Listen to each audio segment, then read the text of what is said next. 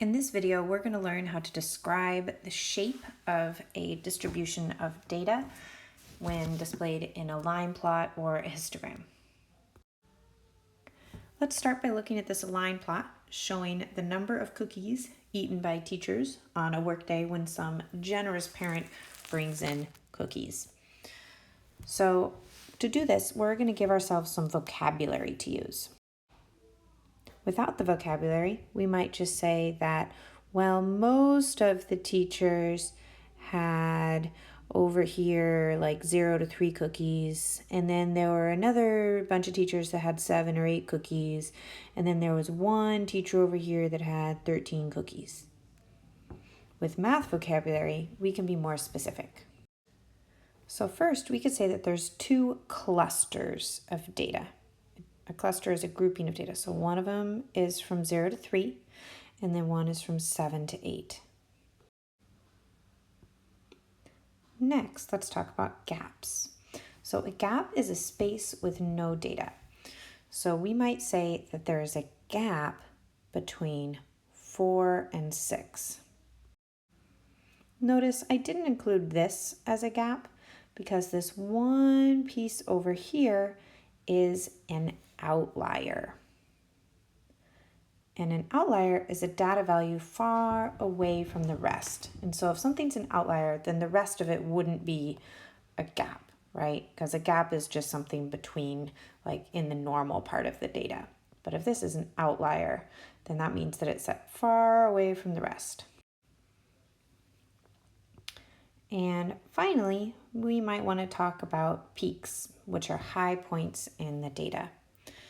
So in this data set, there's one peak up here at 0, and then another peak up at 8.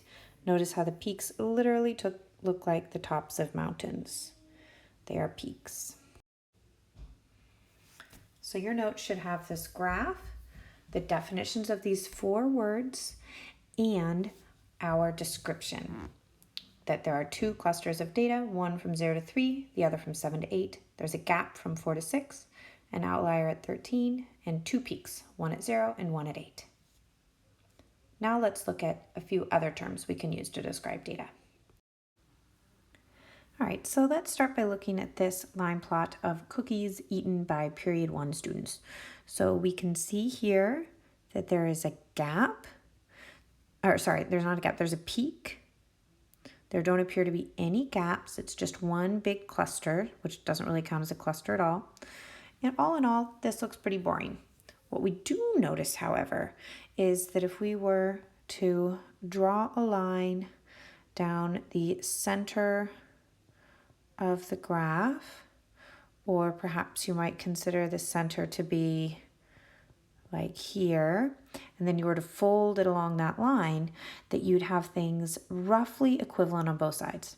Not perfectly, but approximately. That makes this graph symmetrical. Make sure to write that down with this line plot. Now let's look at period 2.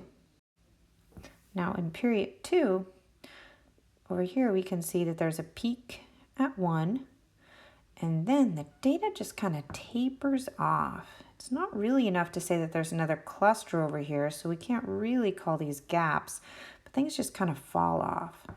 This is what we call when the data is skewed. So a lot more of it is on one side than on the other. And this data we would actually call right skewed because the tail goes off to the right. Now period 3 is also a skewed graph, but you can tell it's skewed in the other direction. So this would be an example of left skew. Once again, because the tail goes off to the left, it's left skewed. And finally, let's look at period 4. So in period 4, things are pretty flat. They sort of go up and down, but not really. So this is an example of what's called a uniform distribution, where there doesn't appear to be any great trend. It's not skewed one direction or the other, and there really aren't any peaks. This is a uniform data distribution.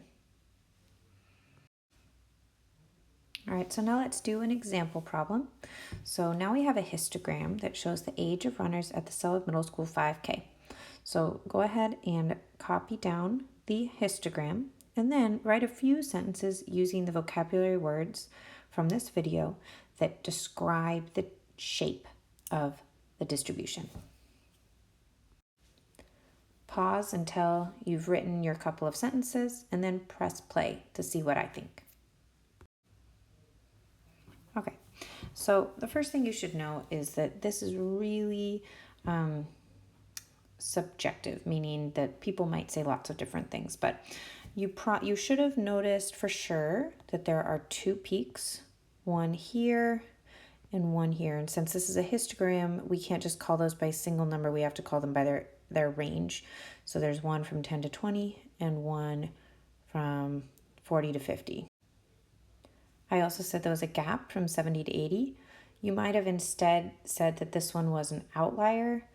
I didn't say that just because it's still pretty close to the rest of them. It doesn't seem like it's quite an outlier yet. And then I also said that the main cluster of runners is between 30 and 70. That's like the main group. You might not have said that, and that's okay. And then I did say that the shape is roughly symmetrical, because if we did this thing, it doesn't look too heavy on one side compared to the other. But it's definitely not uniform.